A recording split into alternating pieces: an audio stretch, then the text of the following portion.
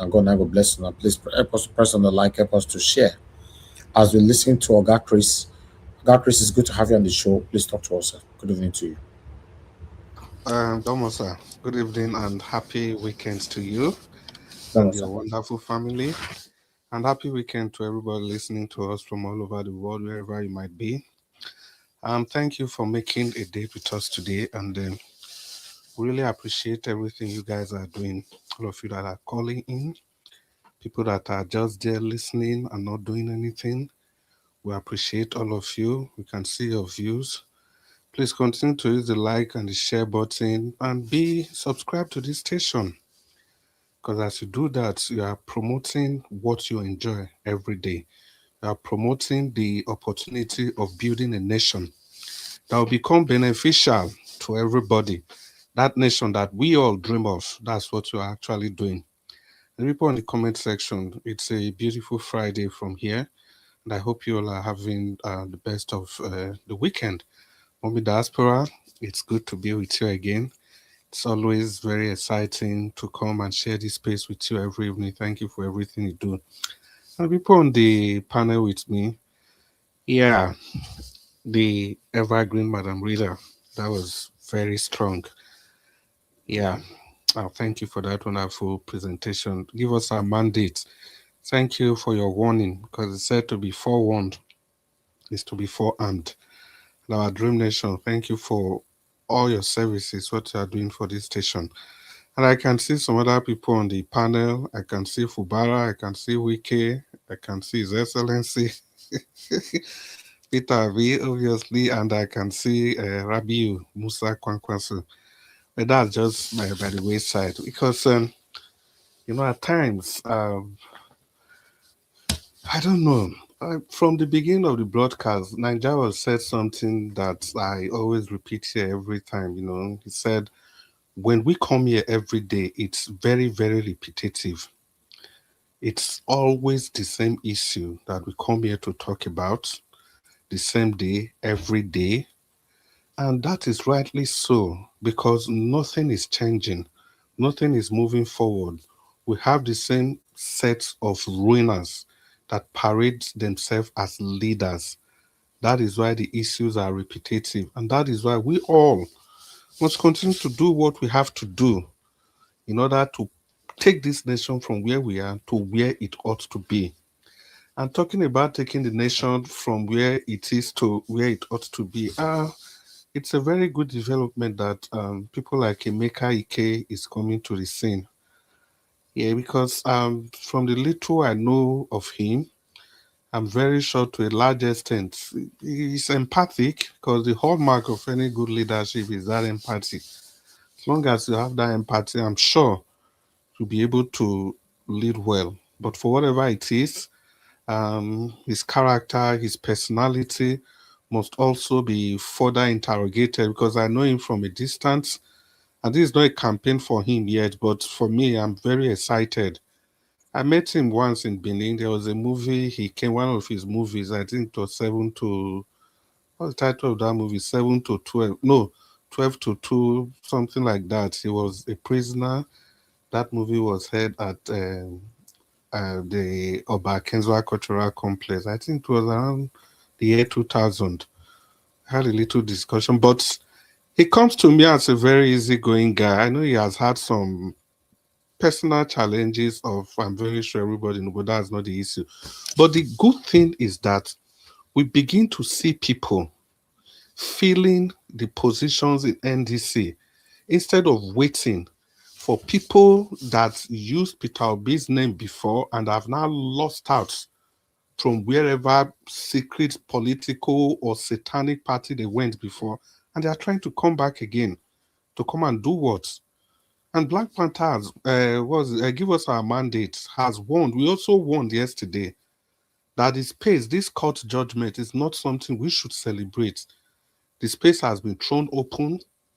So fresh hands like this Emeka Ike are the kind of people I would personally want to come into this space because if these people don't fill in this space, don't ever think it's going to remain like that. People are going to come.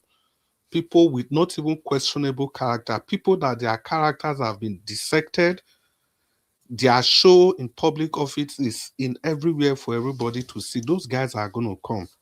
And if those spaces are vacant, they are going to take those spaces because in nature harbors vacuum. Nature does not allow vacuum. And remember, there's a juggernaut in that political party, the person of Peter Obi, and Rabiu Kwankwaso also knows his onions. See, these two names will keep on attracting people. And the Labour Party is not the NDC. The NDC has a national spread. Just yesterday, somebody in the House of Rep in Kano lost the APC ticket. Who lost the APC ticket became a member of the NDC yesterday. Was received by no other person than His Excellency Rabiu Musa, Engineer Rabiu Musa Kankwaso. So these things, they are going to continue. They are going to continue because Sirake Dixon cannot be everywhere, cannot screen everybody. In short, there is even a committee that has been saddled with that responsibility. So the point in this whole argument is that the door will remain open. Nobody can do anything about that.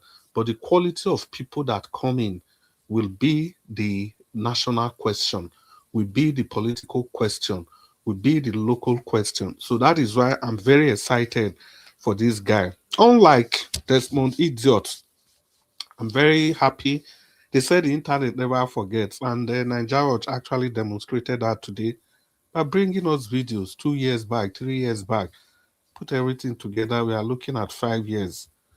You know, the fallout of that election in 2003, it's still there all over Lagos. The stamp is still there.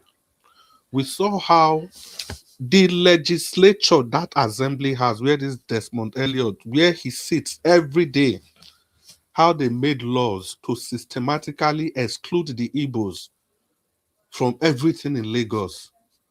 To the extent all the streets named after Igbo people, they changed all. Past legislature to change those things. Charlie Boyd's bus stop, they changed it just because of election. And we also what on Anuga, what was even his on Anuga, what he wrote, Bayo Nanuga. He said the tweet is still there that let this be the first and last that the Igbos or whatever we try this, I don't know. But you issue a threat to a people which is more than 30 million people, all because of election, all because they had the choice to choose what is right. So Desmond Elliott was in that assembly when all those things were going on. So people, it's not just about whether somebody is young or is old or whatever. It is actually the character, the content of that person. And look at the way he was talking, the video Nigeria was played without empathy, zero empathy. That was why I am beginning to advocate for Emeka. Like I said, I saw empathy in him when I had a very short discussion with him. So we move on. You see, Shegomi, Madam Rita, thank you very much for that. Your talk on the killings, the band. You said that you are not bandits. Yes, they are terrorists. They are terrorists, and that's the point we don't want to see in Nigeria. I don't know why Shegumi is still working a free man. I don't know why. Nigerians, if you must know, because when I say things, I ask you people to Google it. But Arita was admonishing us not to check, use information, use your brain. Sheikh Gumi, this Sheikh Gumi will not the way we not fit do anything. So this man was proscribed a terrorist by the government of Abu Dhabi. In short, they even delay him for there. Sheikh Gumi, because of his activity in Sudan, everything he did. Do you know it was the government of Jonathan that went to go and plead for him? Ordinarily, Sheikh Gumi for not in Nigeria now. Because of the political exigencies in the north, because of this larger than life situation they've created in the north, that any politician must pander to the whims and caprices of the guys in the north. So they use those things to score cheap political points. Otherwise, international community, they already They already tagged Shegumi, investigated, and convicted as a terror sponsor. And yet he's the man that holds sway in Nigeria. And if you guys think this thing is about banditry, it is not. It's about capture. The guys, they want to capture Nigeria. They want to capture Nigeria. Thank you for reiterating the activities of Nnamdi Kanu. It appears we were here like 3 or 4 days ago. It took time to also, the story you recounted, Madam Rita, was recounted 3 or 4 days ago of the activities of Nnamdi Kanu, of everything he did to pre-warn everybody. You should go and listen to what that man was saying. He was not talking about the North at all. He was very specific. He was very specific because I have repeated it here several times. Remove these guys from the North. Trust me, the North is still the safest part of the country. It is this Fulani herdsmen, this killer squad that turns that part of Nigeria into a killing field. And it's the like of Shegumi and the Sultan of Sokoto. These are people that ought to speak out. To speak out. And I've never heard the Sultan of Sokoto caution Shegumi in all these things he's saying. Because for God's sake, Sultan of Sokoto is the supreme leader of these people. He is a Fulani for that matter. Look at the way the Fulanis have been dragged and dragged and dragged. I respect him. He's a traditional, a spiritual leader. But what we are saying, there are no messages, they're direct messages to these people that are promoting terror.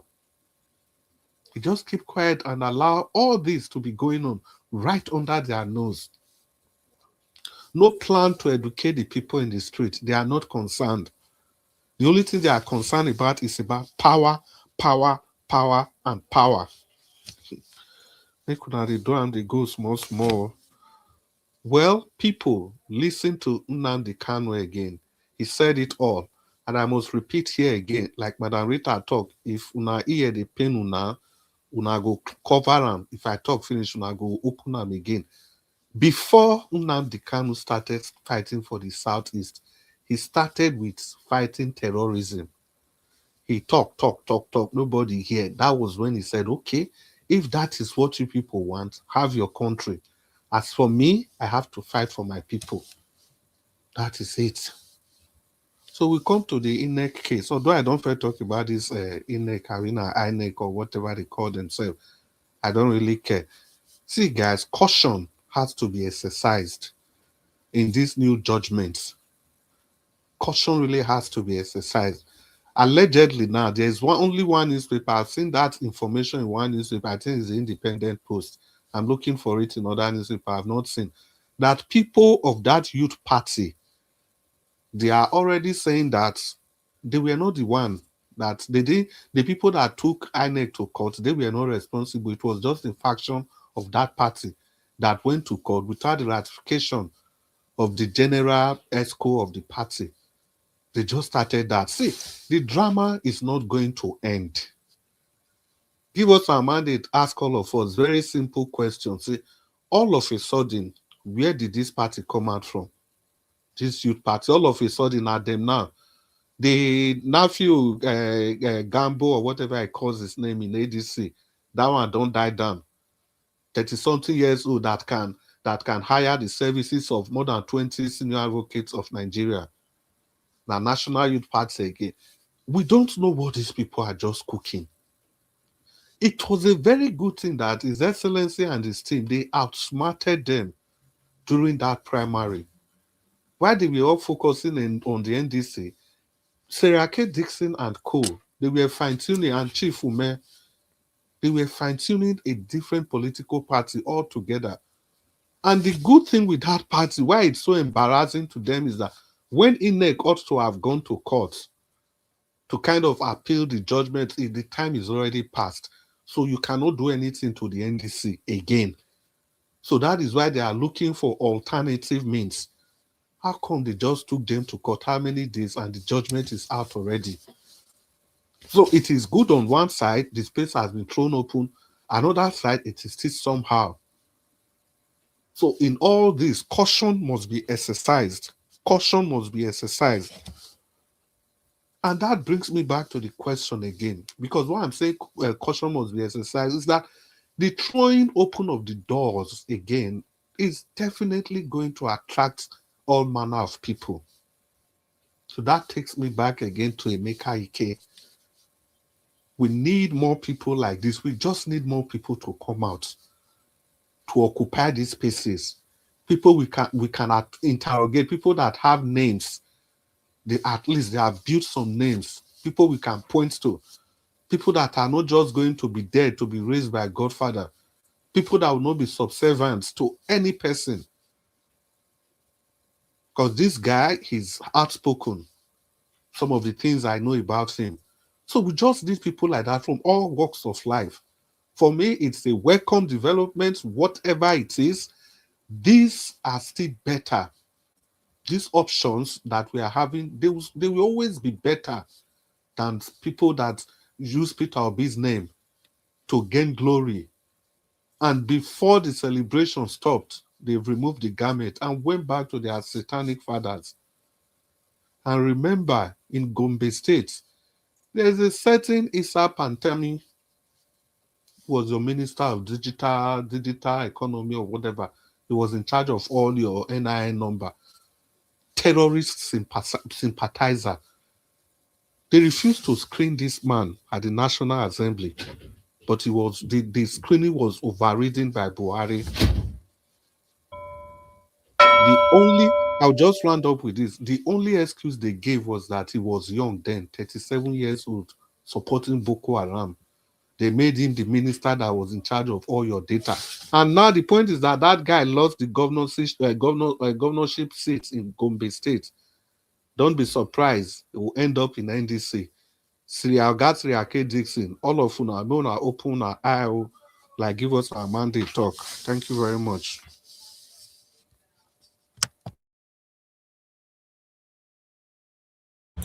Okay, God, Chris, thank you very much, sir. I appreciate you.